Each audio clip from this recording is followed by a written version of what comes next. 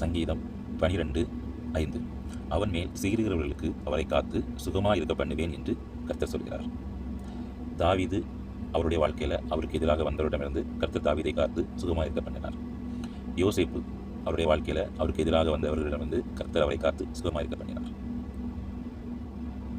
தானியேல் அவருடைய வாழ்க்கையில் அவருக்கு விரோதமாக எழும்பி வந்தவரிடமிருந்து காத்து கர்த்தர் அவரை சுகமாக இருக்க பண்ணினார்.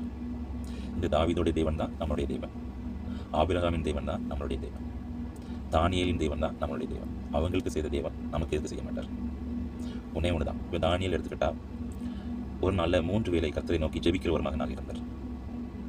தாவீதை எடுத்துக்கிட்டா கர்த்தர் விரும்புகிற வழி நடக்கிற ஒரு மகனாக இருந்தார். இந்த நாட்களில் நாமளும் கர்த்தர் விரும்பும் பாத்திரமாக நடக்கும் பட்சத்தில், கர்த்தரை தேடும் பாத்திரமாக நடக்கும் பட்சத்தில் நமக்கு எதிராக நம்மை சீரும்படியாக, நம்மை அழிக்கும்படியாக எதிராக வருகிற எல்லா மனிதனும் விலக்கி நம்மளை காத்து நம்மளையும் சுகமாக இருக்க பண்ணுவார்.